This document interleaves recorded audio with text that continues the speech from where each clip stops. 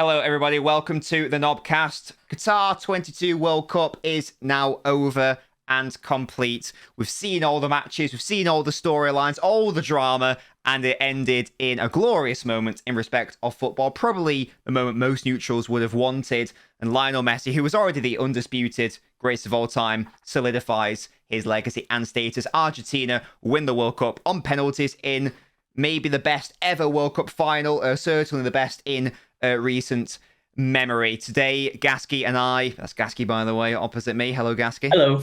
Hi. Lovely stuff. Gaskey and I, we're going to be talking about the final itself, which Argentina won on penalties 4-2, that game being 3-3 after extra time. We'll also be giving our team of the tournament, and also our team of the tournament just using one player per nation, or one nation per player, whichever way around is correct, just to make a bit more variety in terms of the team of the tournament, so they're not all full of like French and Argentinian and Moroccan players. But yeah, there we go. That is the structure for today's podcast. And Gaskey, just World Cup's now over. How did you find it? How did you enjoy it? I thought it was a very, very good World Cup. There was a lot of games where edge of your seat moments is what you want to see. A lot of times where I was texting my family and my friends saying people don't actually like football in this world. Then people exist, and there was just so many games that like the group that should have been Germany and Spain to walk through, and there was like a 5-minute period where they were both going out, and that was all happening. Then we had the podcast where I mentioned about, is it too risky to have all these big teams get knocked out at the start and then have no good knockout games? We got spoiled in the knockout rounds as well with shocks, and it all carried on all the way to the final. So I thought it was absolutely fantastic. Yeah, it was really enjoyable, wasn't it? If you want our thoughts on England specifically and all the matches pre-final, and then go check out the other podcast. We're specifically going to be talking about the final, and when we get to the team of the tournament, we'll be like rounding up those players' performances as well. But as I say, it was Argentina 3, France 3, Argentina World Cup winners. France have been a really weird one this World Cup. I've not been impressed with them. Sounds weird because they got to a final. I don't even think they've been the third most impressive team, never mind the second most impressive. And they illustrated in that first half how truly terrible they were, I think. Yeah, definitely. They were very... I think most teams in the World Cup were very on par. Just, they were okay. And I feel like the team who played above par won the tournament, which is fair. I think it was weird, like the first half and the first maybe 60 minutes, they felt flat. It's like that thing about them potentially being ill and just kind of there. That just felt lethargic. They couldn't run and there was just no energy in them. And I feel like the only reason they got back in the game was Argentina were tired. They were pressing constantly for 60, 65 minutes, and then they just died, and then Mbappe took his chance. So that's all it seemed to me. And yeah, I'm glad because if France won that game, people would have been, I think most people would just be like, wow, how have they won that game? Well, we saw against the Netherlands that Argentina can look like they're totally in charge of a game. One goal goes in, and 10 minutes later, that was the same situation as well. They were 2-0 up with barely any time left to go. They concede one, and throughout the whole game, they've been fine. One goes in, second one comes in 10 minutes later, so weak defensively. Yeah. But for me, it's as if from the coach's perspective, that's his 11. As soon as that 11 is tiring, he's not like, I'm going to bring someone else on. But, I felt like you see that DePaul was tiring. Fernandez was tiring in that midfield. They've been pressing all game. The attackers started to press a bit less. France were getting more of the ball. Change it. Get some more legs on. And he didn't. And then it was 2-2 before you know it. Yeah. Very bizarre first half. The way it was going, it could have been a demolition. I thought Di Maria was exceptional. Yes. I think he was injured since the group stages. So I remember watching that thinking, God, I forgot Di Maria plays for Argentina. I felt like I've not seen him this World Cup. That's free. So the 3 finals Argentina have won now, he's scored in all 3. Oh, that's interesting. Yeah. Well, there you go. Well, and he was a menace in that first half. Won the penalties. Well, terrible play by Dembele. Dembele subbed off as well. Yeah. Yeah. Dembele had one of the worst. I think I can't remember which paper it was or which football thing it was. They refused to give him a rating. He was that bad. He played 40 minutes and they gave him an NA. L'Equipe, I think. Yeah, L'Equipe can give him an NA, just a no rating. Yeah. Terrible. Di Maria had him on strings, and then obviously, which led to a penalty. It was a soft penalty, but hey, a penalty is a penalty, so I don't think no complaints about that. The second goal was arguably goal of the tournament in respect of the way it was constructed. For team goal, yeah, it was exceptional. Beautiful. Pulled the player out. That pass from Messi makes it look easy. It's not. And then just a brilliant build-up. Yeah, just absolutely fantastic. Yeah, it was wonderful. It started. It was Alvarez pressing France. It comes to Messi, outrageous, outside the football, as you say. Alvarez plays it to McAllister. First time to Di Maria, clips it over. I feel like that showed as well how good Alvarez is. And most players, win that ball back, they stop. He kept going. He saw the gap appear, and he went in it. That's what makes him a fantastic striker. Yeah, and then Deschamps, very brave, made two big changes. Rightfully so. You're 2-0 down in the World Cup final. Don't sit there on it. Go and bloody sort it out. Yeah, Dembele came off. Giroud came off as well. Maybe there was a touch of that bug/illness that's been going around. I don't know. But they came off, and there wasn't an immediate impact in the second half. And it did require, I believe it was an Otamendi awful tackle in like the 80th minute. That to me shown like was a bit worrying. Like, Argentina were not the best defensively, but that was the first sniff they had running at goal, and he gave away a penalty. It was a bit a bit dodgy. I think it took France until like the 60th minute to get a shot on goal as well. But a lot of people were talking about like them, was it Thuram and Kolomoane who came on? But I think Coleman changed that game. He came on in that centre, and as they were tiring Argentina, he was getting all the space he wanted. He was winning the ball back high up, and I felt like that's what sped him up a bit. Camavinga was well when he came on as well, and that changed the game. Yeah, and obviously Di Maria went off as well, so there was a bit less attacking impetus from Argentina, maybe wanting to hold on to their lead, and then, as we know, Otamendi did a silly, gave away a penalty. I actually went to go to the toilet after the penalty went in because I was desperate. I was like, right, a minute later I come back and it's 2-2. And it's like, what? And I see the highlight and it's an unbelievable finish by Mbappe. Cracking finish, yeah. Outrageous volley. But again, it's poor defending again. It was just lazy. You've just left him unmarked and not got back to your position. Lazy, maybe tired as well. Conceded, so a bit all up in the air, that sort of thing. Went to extra time, and then again, you think Messi's done it with the off the line, which wasn't quite off the line, which counts as a goal. And then again, Argentina give away a penalty for no good reason. It's just those handballs for me, I don't get. You're jumping in the air. Why is your arm out there? No, I just don't get it. At all. I don't know. And then it was 3-3, and then again France had a chance to win it at the end. Didn't they? That save. That save is arguably won it them. I think if someone saw a camera angle of the France bench, they were ready to jump on the pitch. Yeah. Because he was like, this is a goal, and it's a cracking save. And then I don't know how Martinez pulled that far wide at the other end. Which is just incredible. Yeah, well, those saves are as good as a goal, aren't they, to be honest? Yeah. And then obviously it went to penalty shootout. France poor in the shootout, to be honest. It was Coman and Tchouaméni who missed. Yeah. I mean, you know what's coming when you're in a Martinez's world, though. He puts you in a cage. You're in, you got it at the Argentina end. You're in a cage. It's just you and him. Silence. He's in your head. Throws the ball away, which is complete shithousery. Yeah. I'm not sure I agree with that, but eventually got booked, and he gets in your head. Yeah, and then Messi obviously ultimately winning. I tell you what, both teams did right though, which Brazil didn't. They had their best penalty takers first. I like that a lot. Good to see. When I saw Mbappe and Messi first, I thought that is what you do. You put your best first. Start as you mean to go on. Although it obviously didn't help France. And also, just to mention as well, all these people who are saying, why is Kane taking the second penalty when he missed it for England? Mbappe took 3 and put it all 3 past him. Your best player takes penalties. You don't just start changing them. You let him take the penalties. Yeah, I don't agree with changing penalty takers for no good reason. Yeah. And let me get the lovely image. Messi win the World Cup. It's all wonderful. It's the best storyline that could have happened, really. This is Messi's last World Cup. Although apparently it's not his last ever game for Argentina. He has said he's not going to retire, which is interesting. So I wonder if he'll be at another Copa America or... Yeah, it's good that he wants to play as a world champion. That's good. Which I really rate. And and that was the match. For me, the better team won. I thought that France were very fortunate to be in a final. I thought they... not fluked their way through, but I didn't think they outplayed England. I didn't think they outplayed Morocco. I certainly didn't think they outplayed Argentina across the whole game. Yeah, I think they outplayed Morocco for about 20 minutes, and that was about it. And then Morocco just on top.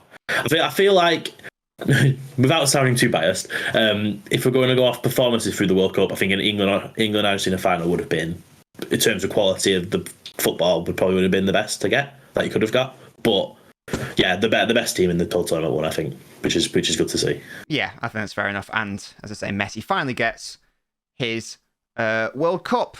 So that was that. Mbappe is now the highest scorer in World Cup finals or something like that. With four, 4 or 5 goals, something like that. So that's obscene. Obviously won the Golden Boot.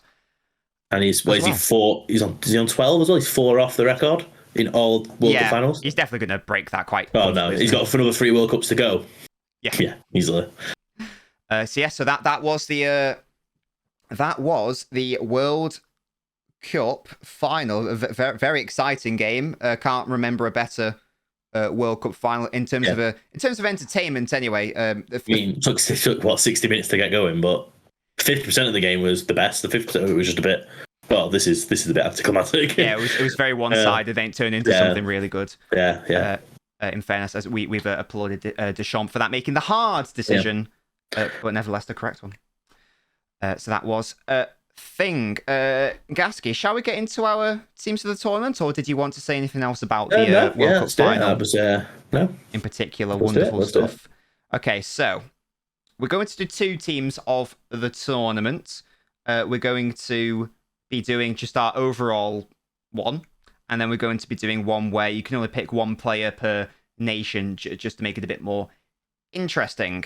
So, Gaskey, please give me your goalkeeper and defence for your team of the tournament, please, and we'll talk through this. Goalkeeper and defence. I have gone for Ivankovic in goal. Okay. Then I've got Hakimi, Vardiol, Saiss, and I was cheeky and put Perisic at left back because I couldn't decide. I know where to get in there. Yeah. Do you want to talk me through some of those performances at this World Cup? Yeah, so for Levankovic, it was between him and Martinez. I just felt Levankovic, when you look at the statistics, he made a lot of saves. They won 2 penalty shootouts. And yeah, I just felt overall he was a big part of Croatia's run to the semi-finals.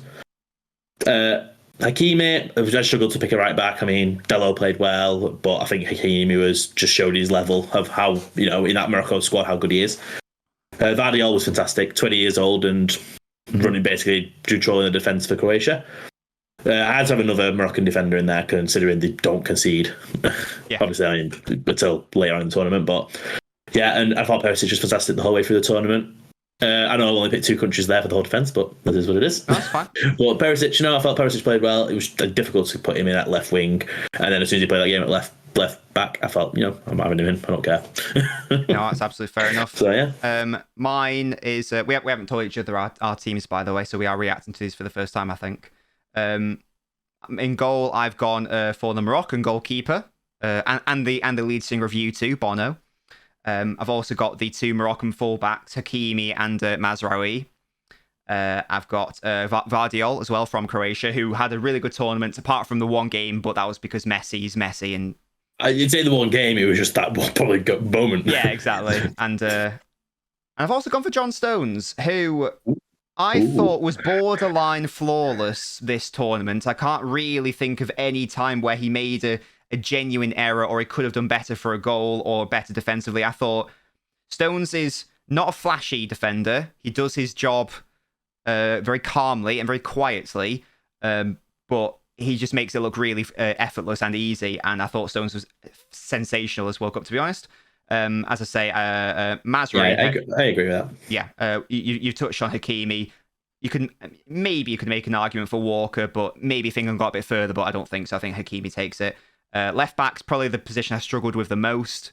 I don't like Theo Hernandez as a person. No, he was very hit and miss. I thought it was borderline poor at times. Yeah, nothing special. Yeah, when he was asked to do some defensive work. He has to do defensive work. He rugby tackles, bounce him out to the ground. So yeah.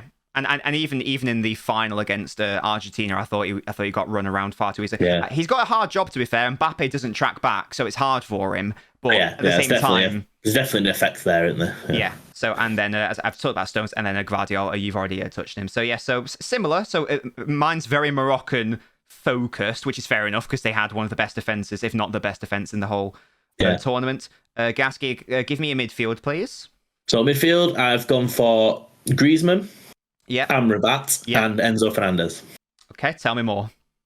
So Griezmann, I felt, was the best player in the whole French squad. Agreed. For some reason, he's different. He's one of them players where at international level, he's just different gravy. I believe he's. I might be wrong here, but I believe he's played for France 70 odd games consecutively. I think that's right. Yeah. Yeah. And it shows why he's instrumental to connecting the dots. Amrabat was absolutely brilliant. Yeah, no doubt. He was the one when we spoke about the counter attacks and how well they are at transition. He was the heart of that. He was starting that transition, and he was just brilliant defensively as well. And Enzo Fernandez, I felt, was the heart of that Argentina midfield to win the World Cup. You know, best young player he got in there. He just got a fantastic goal, and he was just brilliant all around the pitch. Yeah, that's fair enough. Mine's similar, 2/3 of the same. I've gone Amrabat and defensive midfield. He's got that lockdown. He should surely be in every single person's team of the tournament.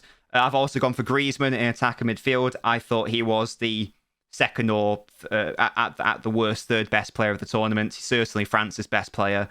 He didn't really have a bad game apart from he had 15 minutes against Tunisia, but you can't really critique him for that. Exactly. And I thought that not only was he really good just throughout the tournament in terms of his goal contributions, like against England, for example, he was like man of the match for France. But even against like Morocco, he was popping up in defensive midfield at times, clearing away balls and getting it out. Most of it, he was like when they were starting attacks, he was the one there in the box, and then he was the one making the final pass to the assist. So he was just everywhere. He was genuinely sensational. He touched on his importance to France, and I've gone for Modric.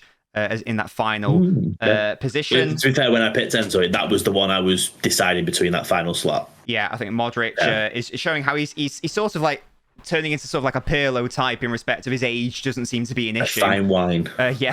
And he was dragging his team towards wins at times in this competition, and ultimately got third place in the competition, beating Morocco as well. So, but we've got quite a similar team so far. And then. Give me your front three, please. Front three, Messi, obviously. Where are you playing Messi? Right wing. Okay. Mbappe, left wing. Okay. And Alvarez. Okay. Do you want? Well, there's no. I mean, we could talk about Messi. I was going to say there's no point talking about him, but go simple. Yeah. Mbappe. A lot of people will talk about the goals he scored, his golden boot and stuff like that. But also, I think a lot of these games and stuff, he's won himself. They wouldn't be where they are. Wouldn't have got to the final. Wouldn't have got to penalty if it weren't for him. Alvarez he's just showing how good he is. He's going to be an absolutely fantastic number 9. He just doesn't stop moving. He's constantly pressing. He finds the gaps. At his age, he's going to have a fantastic career. But sadly, he's next to Haaland, so they're going to have to play 4-4-2 City, I'm afraid. But that's the front three. Fairs. I've also gone for Messi, obviously, player of the tournament by a fair margin. Yeah. Obviously, the first player in history to win two golden balls. Yeah. So I've got him on the right, obviously. Right. Okay, now I'm gonna make a statement. Here. You've got 12 players in your team, haven't you? No. Right. So I think that Olivier Giroud deserves to be in this team because I think he's been brilliant. I think he's one of my favourite players. Certainly one of the more underrated players in history. I think it's fair to say he's a facilitator. But Alvarez also deserves to be in this team because I think he's only had like really one bad game. That was against the Netherlands. It's not a coincidence that they played better when he was on the pitch and they played worse when he was off the pitch in terms of his overall team play. Always running around. Was it like the second goal against Croatia, which just summed him up perfectly?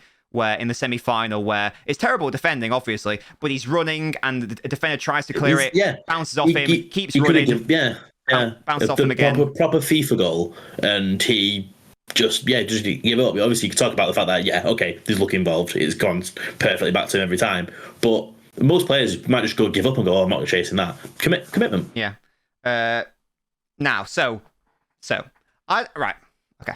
So officially, I'm going to have my front three as your front three. I'm going to have Messi, Alvarez, and Mbappe on the left. But you're not happy about it. I don't want, but I'm not going to lie. I don't.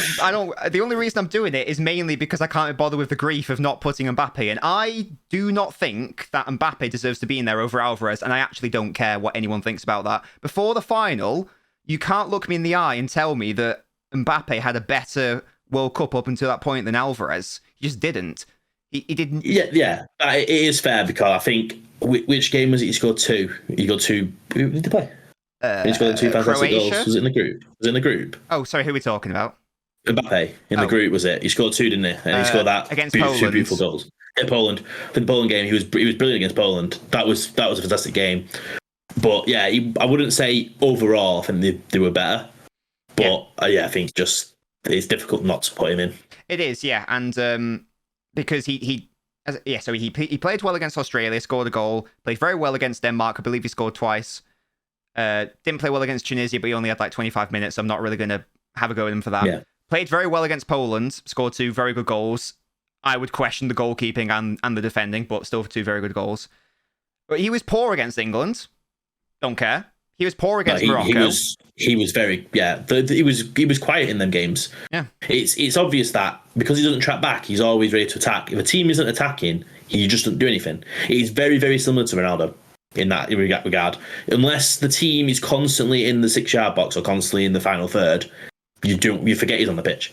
Yeah, and in the first 80 minutes of that World Cup final, he was poor again. Whereas on the left, in like the first 40 minutes or centrally, he was poor. He scored a hat-trick. Yeah. Of course he did. And that's all anyone's going to care about is the fact that he got a hat-trick in a World Cup final, which hasn't happened since like 1966 with Jeff Hurst, I believe. It's obviously a very good thing. All I'm going to say about that is, look, I think Mbappe is a world-class player. I'm not trying to undersell him or anything. But all I would say about his hat-trick is 2 of them were penalties, which he was not involved in at all.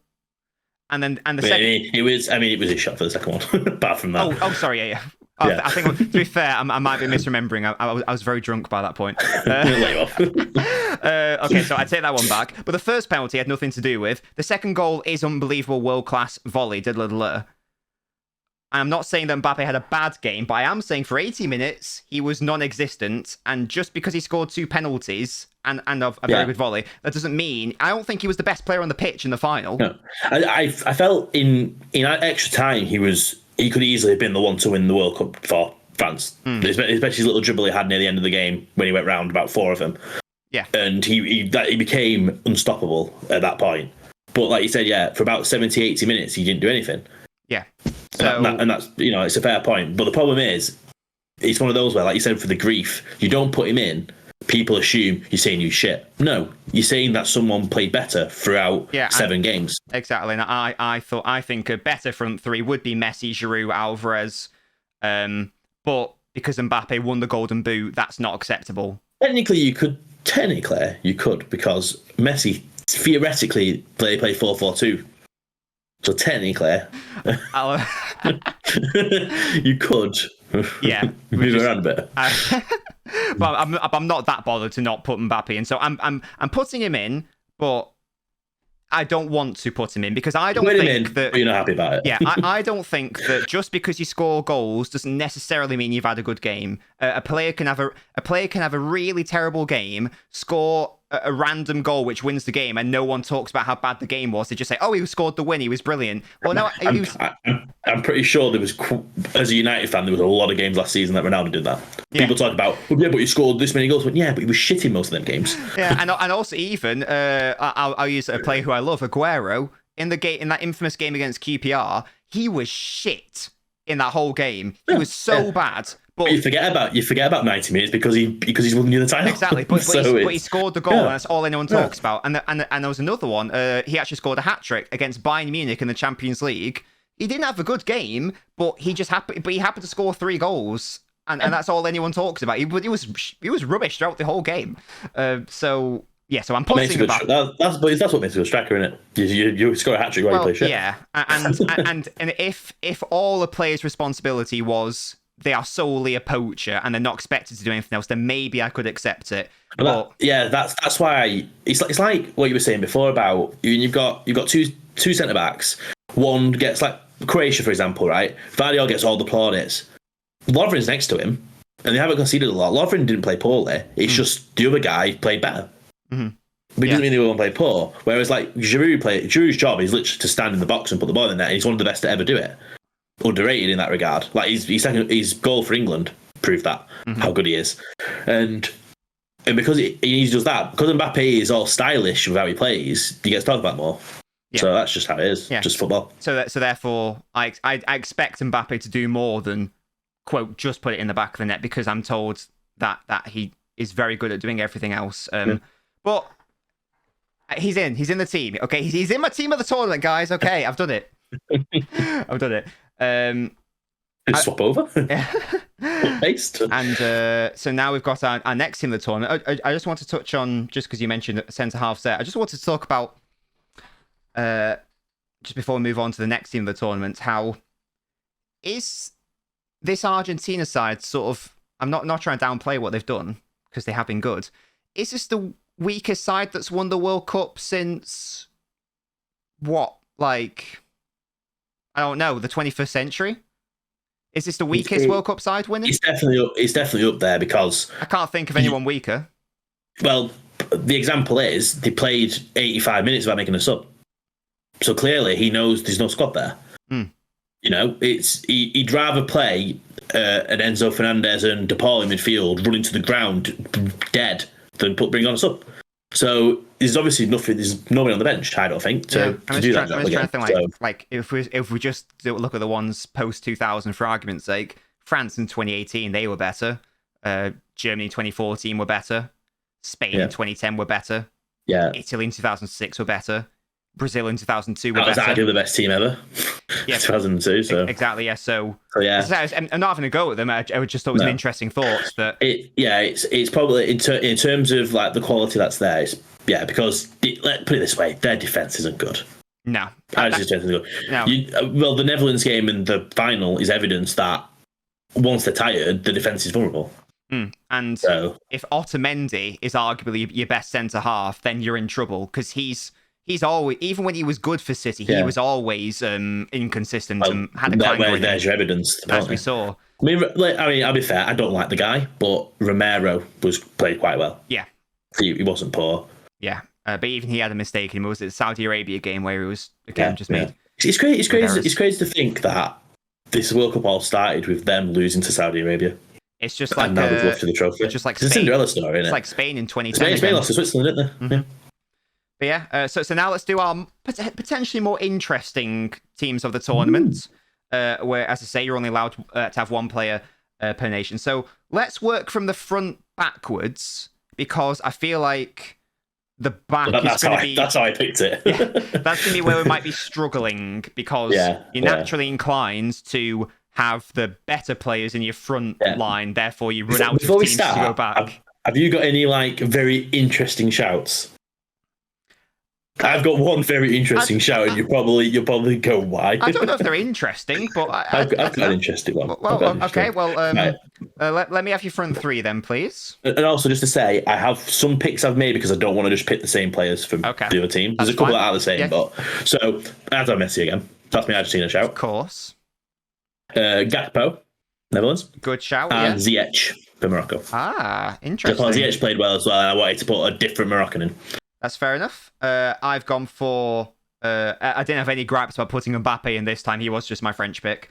Again, not going for best from each individual team. I'm going for try to get a good overall balanced team. Yeah, that's what I tried to do, but I also wanted to go off World Cup performance as well. So on the left, I've got Mbappe. Centrally, I've got Messi, obviously. And on the right, I've got Saka.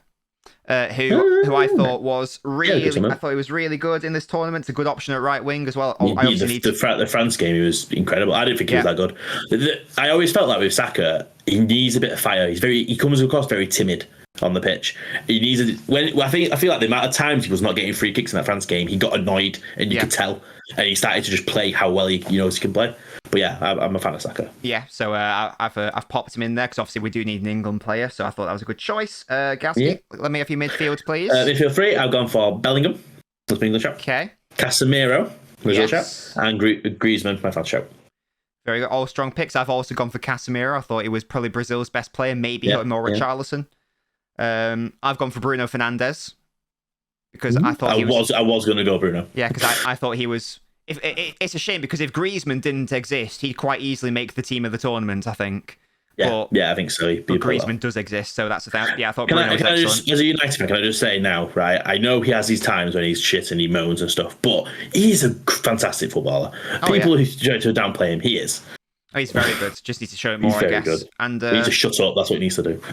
And then I've got my favorite player at this tournament, Morocco's Unahi. Their number 8. I couldn't get. I wanted to put him in as well. I hated this, by the way. I hated doing this team because I had to take people out I didn't want to take out. It was not fun. I thought Unahi was genuinely brilliant. And who's he play for? I don't know how to pronounce it.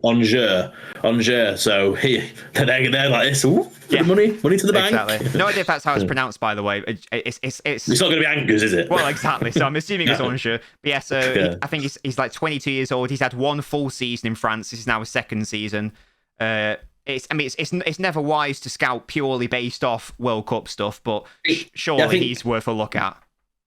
I mean, in the past, there's been bad ones, but there's been some good ones. Because I think Özil was to Madrid, from Schalke to Madrid, and just James was, kind of. I think he'd already gone to Monaco, though, for big money, so yeah. Don't think that really counts. But yeah, I think Özil was the last one, and he was a good shout, so. Keylor Navas was a good one, to be fair. Yeah, there's been a few decent ones, yeah, so it could be. Never know. Yeah, that's a really. I'm really happy with that midfield: Casemiro, Unahi, and Fernandes. This is where it gets interesting now because this is where my interesting shout is. We've obviously used up most of the teams that reached the quarterfinals, so we've had to throw in some round of 16 teams. So it gets a bit trickier now. So Gaskey, let me have your goalkeeper and defense, please.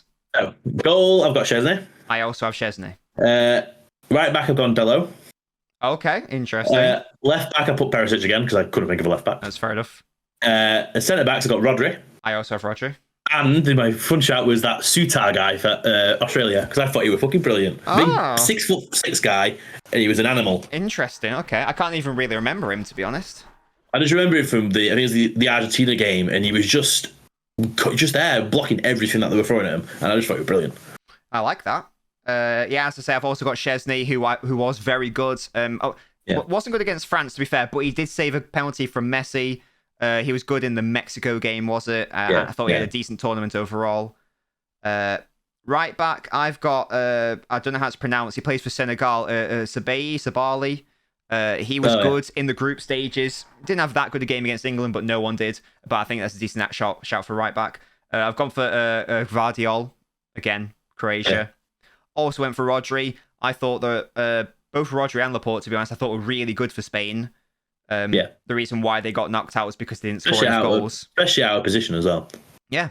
Well, how many? I mean, they didn't concede that many goals, I feel like, Spain. They went out on a 0-0, didn't they? They just believe it or not, after Gary Neville said that Spain lacked goals and then they put 7 past Costa Rica, he was right. Yeah. They do. They just lack goals. Absolutely. And then it's sort of cheating, but a left back, I've gone for Ake. Now, I know that he didn't play at left back. I know he played left centre-half, but he can play at left back, so I'm putting him in there. I don't really care. And I thought Ake was Netherlands' again. I thought he was one of Netherlands' best players. Nobbins has spoken. Doesn't care. Simple. Simple as that. There we go. Well, I think those are two pretty. We've done some teams there. Some nice variety. To be fair, yeah. Quite fun doing them. We'll have to do them more often in the podcast because I enjoy them. Yeah. Well, I think it's the one player per nation one is especially interesting because, as we've discussed with our team of the tournament, it's like 3 or 4 nations really, which makes sense. Yeah. As you get deeper into the tournament. But there you go. Let us know what you think of our teams and let us know your team of the tournament. And also try to do the one player per nation one in there as well. We do have a question from NobGas. But Gaskey, before we do that, I just wanted to ask, do you have any other sort of comments or thoughts on the World Cup or indeed the final just before we move on to that question? It was, I honestly really enjoyed it. I'm not being the young strapping man that I am. I've not witnessed many World Cups in my time, but I feel like that's probably, from a footballing perspective, probably the best one. A lot of quality. Maybe the quality of goals is lower than past tournaments, but I feel like the quality of just the games. I feel like there's so many countries that can compete now that it makes it so much more interesting. For Croatia, who have existed since the late 80s, to already have a 2 bronze medals and a silver medal in the World Cups in 4 attempts is just impressive. And just things like that. And Morocco, first African team to get to a semi-final. So I think it's been a brilliant World Cup. Yeah, lovely storylines. Yeah, it was very good. Wouldn't agree. I know a lot of people have been, in my opinion, overrating it. I did think it was exciting, but I'd have it as maybe the 3rd best of the 21st century. But it was still very good, and it was. It depends what you look.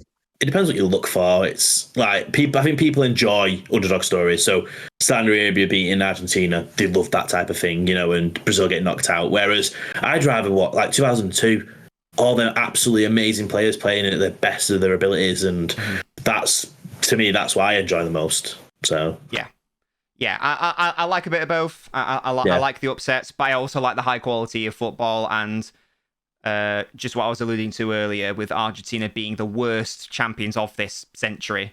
I think in terms of the quality of the football, maybe it wasn't quite at the level that it could have been. Maybe that's because of the relatively quick build-up time to it.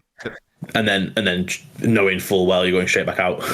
Yes. Well, today. Well, yeah, it was. So, it's Carabao Cup's on today, so there we go. Exactly. Well, we're recording this on the 20th, and in 2 days' time, it's City versus Liverpool in the League Cup. So no idea how that's going to work. I think City will have like 5 fit senior players. I think most of them are back. Well, I know at United the quarter finalists are back. So they're back, but are they going to be fit enough to play against Liverpool? You don't know, do you? After a break. You don't know. I mean, they've been playing. Not really had a break up there. They've been playing, so you're not God wrong. knows. Yeah. So, but yes, we shall see. Are you excited for the return of club football as well? Yeah, I am. It's going to be weird to get back into it. I don't know if I'm ready. I think I was trying to break, but don't get that. Oh, Christmas is coming up. To be fair, Christmas is coming up. It is. Yeah, but then Boxing Day, back to bloody football. Right. What's your so we're not doing a podcast until this will be the last podcast of the year, FYI chaps. Merry Christmas. Let me just slip that in there. Question, Gaskey. I haven't planned this, just want to ask you. What are your thoughts on Boxing Day football? Not really thought about it, to be honest. Well, think about it now, because I'm asking you. I mean, it's evidence. My opinion has always been, why have we got 2 domestic cups? Why? I still think there should be an argument for especially European playing Premier League teams should have to opt in to it, just because it's too many matches. It's ridiculous how many games they've got to play. The fact that, especially this year, they've got to play a League Cup game, then they've got to play a Boxing Day game, and then they play in 2 days after? 3 days after again. In Gaskey's rage, he slammed down on the table. I moved my camera. I know. Moved the I camera ignored it. He's so angry. He's so passionate about the subject. Anger. Touching on the amount of games there are. What's your reaction to the bold FIFA frauds statement that the Club World Cup is going to be? Oh, that's shite. What's he on about now? Oh, Gaskey grounds your gears is back. Where's this come from? I know what he's thinking. He's thinking FIFA, because FIFA has always been jealous of UEFA's Champions League, which is every year. FIFA's World Cup is obviously only once every 4 years. That's why they wanted to move it to once every 2 years. And that's why they now want to make the Club World Cup a relevant competition. So that's why they want to make it like this. But where do they think that they're going to get all these extra matches from? They're treating human beings like cattle. It's like, it's weird. How can a human being do that? We've seen. Was it when Liverpool played in it most recently? That was only 2 games, but they physically couldn't. They had to play another game the day after, didn't they? Yes, and half there and half here. Exactly. Yeah. So you can't. Yeah. So like Klopp and the main squad had to go to wherever the competition was being hosted, and then it was like children playing against Aston Villa, and they got punched 5-0 or something. Yeah, and also that's FIFA's fault for giving Qatar the Blue World Cup. Yeah. So yeah. So if he said it's going to be like a World Cup, 32 teams. How many games is that? 3 in the group stages, round of 16, quarterfinal, semi-final, final. So it's 5 extra games, which doesn't sound like a lot, but it is. The two additional is mental enough. Well, you look at the World Cup. It's 4 or 5 weeks that you've got to now find.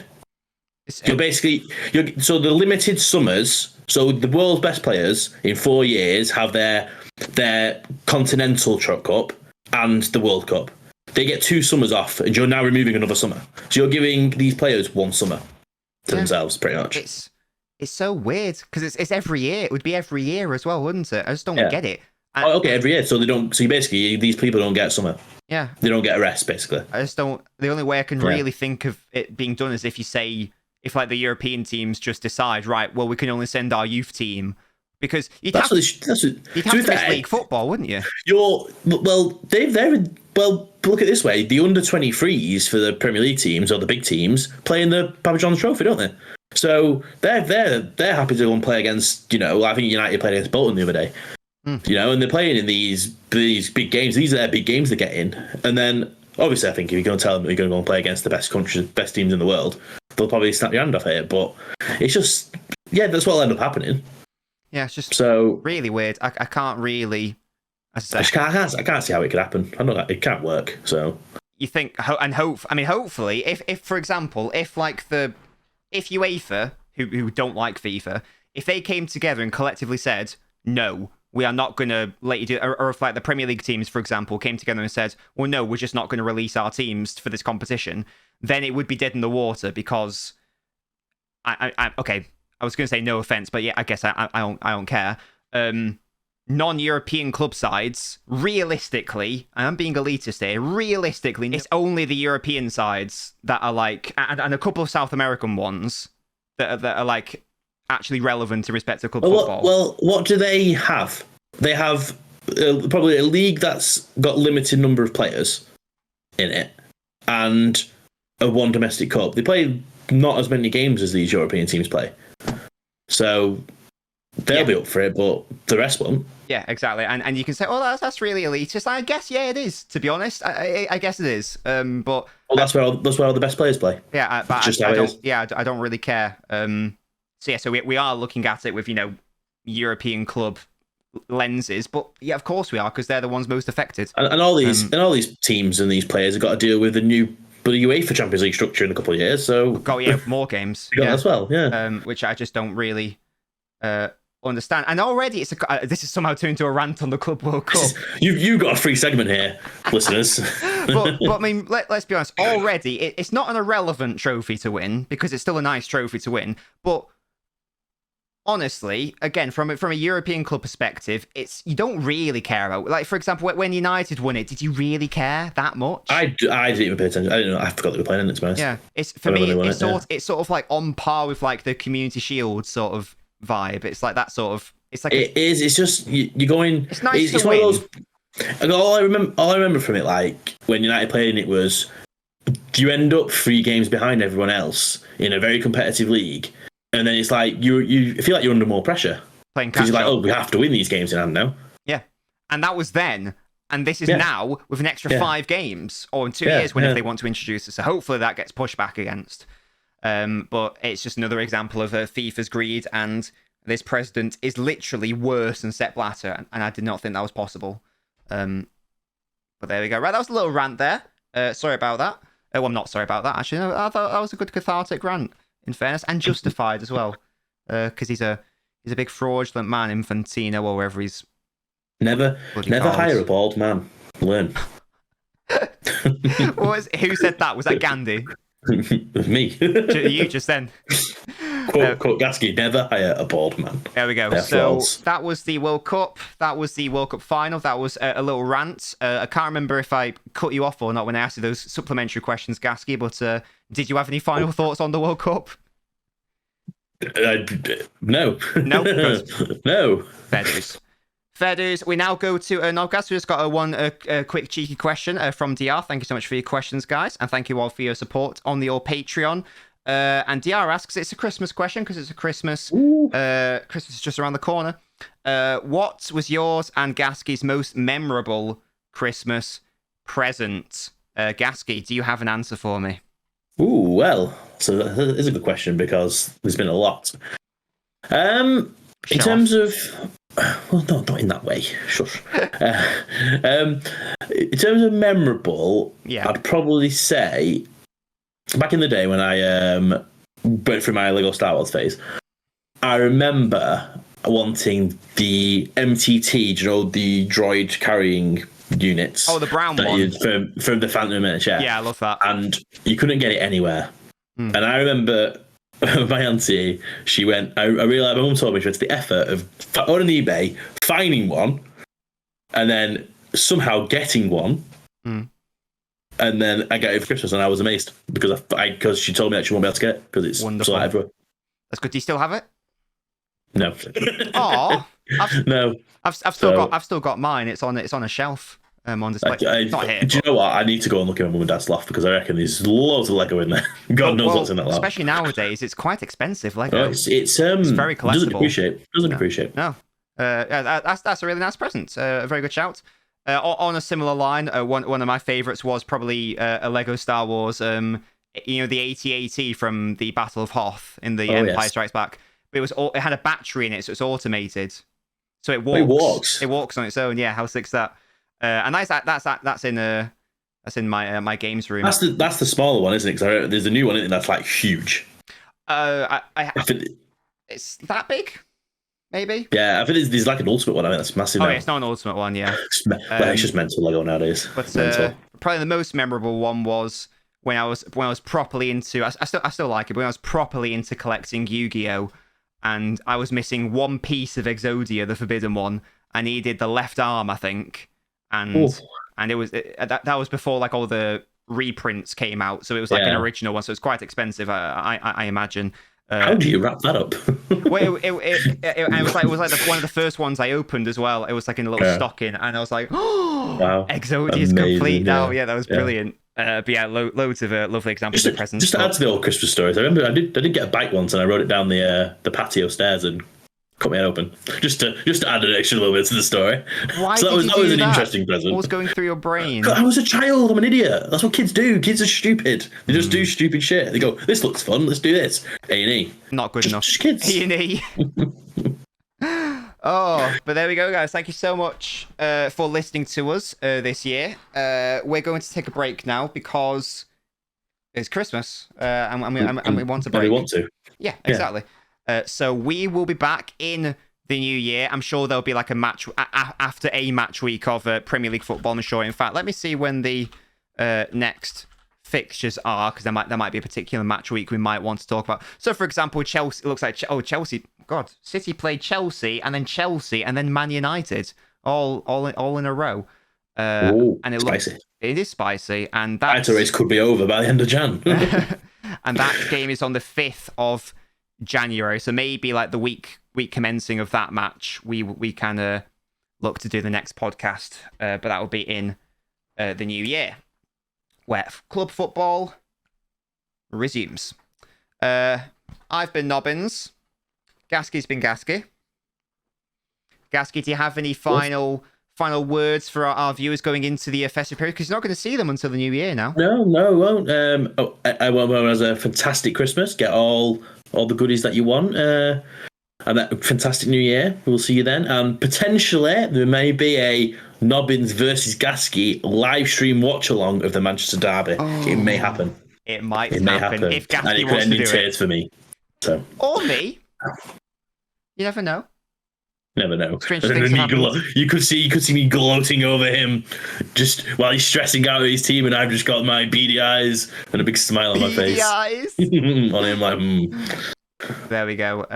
Thank you. As I say, thank you so much for watching. Hopefully you're enjoying the podcast. Give us some thoughts and feedback in the comment section. Please make sure to leave a like on the video. And in the new year, we'll be bringing back BALLBUSTERS, and we'll be bringing back the mini games as well.